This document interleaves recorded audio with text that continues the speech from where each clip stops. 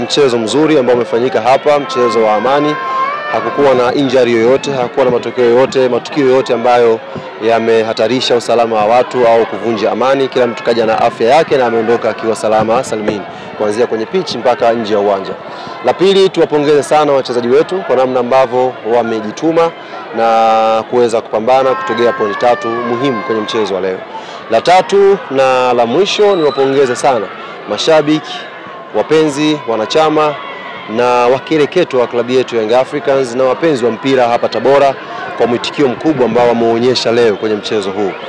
Umekuja kwa namba kubwa sana na wenyewe wamekiri hii ndio mara ya kwanza uwanja huu umekuwa full house na watu wengi pia wakibakia nje. Maana yake mchezo ulikuwa na msisimko mkubwa na kila mtu alihamasika, alitamani kuja kuziona dakika 90 za leo. Kisha siku tumeondoka na ushindi sisi, wao wameondoka kwa kupoteza mchezo. Kwa hiyo tunamshukuru Mwenyezi Mungu na maisha yanaendelea sasa. Wanasema kisasi ni haki. Yaani mmelipa kisasi, lakini kabla mchezo huu maneno yalikuwa mengi sana ikapelekea kusemekana kwamba quality ya wachezaji wenu sawa na quality ya wachezaji wa Tabora. Hili kwanza nalizungumziaje la quality? Mimi naamini maneno tu hayo yalikuwa ya kuchagiza mechi tu, ya kusherehesha tu. Mtu mwenye akili zake timamu hawezi akafanya kosa hilo la kufananisha quality ya wachezaji wa Yanga na wachezaji wa Tabora United. Wachezaji wazuri, lakini unapozungumza quality lazima kuwe kuna difference. Ndio maana unaweza kukuta kuna Barcelona wana wachezaji wenye quality, alafu kuna Levante wana wachezaji wazuri ambao hawana quality ya Barcelona. Kwa hiyo ni maneno ya kuchagiza tu ambao sisi kama Yanga tuliyatumia kutumotivate. Tuliyatumia sisi kama motivation na wallahi billahi nilizungumza paka Kifaransa na Pakome. Nilienda nikajifunza kabisa kwamba huyu kasema wewe huna uwezo. Akaniambia basi tutakutana kwenye pitch na amekuja kutoa majibu yake hapa, amekuwa man of the match, tunampongeza na mimi tu sijui ngapi amechukua Pakome, vitu kazi hesabu sasa. Kwa hiyo ni maneno ya kawaida tu kwenye mpira ndugu yangu. Yes. Nimekutana bwana na mheshimiwa mkuu wa mkoa hapa Paul Chacha kabla mechi ijaanza pale jukwani. Aliniita tukasalimiana na maneno yake aliniambia ilikuwa ni maneno machache tu. Aliniambia kwanza, mdogo wangu, nakupongeza kwa kazi nzuri uliyoifanya ndani ya mkoa wa Tabora, kazi ya kuhakikisha mkoa umepata hamasa kubwa ya kimichezo. Umefanya vitu vingi ambavyo hatujawahi kuviona vikifanyika. Timu nyingi zikija hapa, hata timu yao haijawahi kufanya. Tumeweza kumobilize watu wengi kwenye matukio tofauti. Kwa hiyo ameona impact ya uwepo wa mwenyekiti wa wasemaji hapa na amenipongeza kwa hilo. La pili, amenipongeza kwa namna ambavyo tumefanya hamasa nzuri, uwanja umejaa kweli kweli. Ameshuhudia hilo, ameniambia ndo mara ya kwanza nimeona uwanja umejaa, Tabora wameitika kweli kweli. La watu akaniambia yote yaliyotokea ni mambo ya kimpira tu.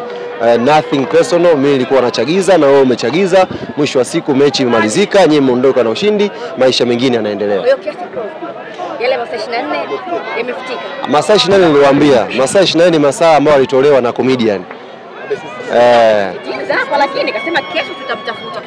Yule dada niwaambieni ni comedian mzuri. Na toka siku ya kwanza nilikuwa nawaambia mimi kwa level yangu siwezi kuingia kwenye mjadala na old version namna ile.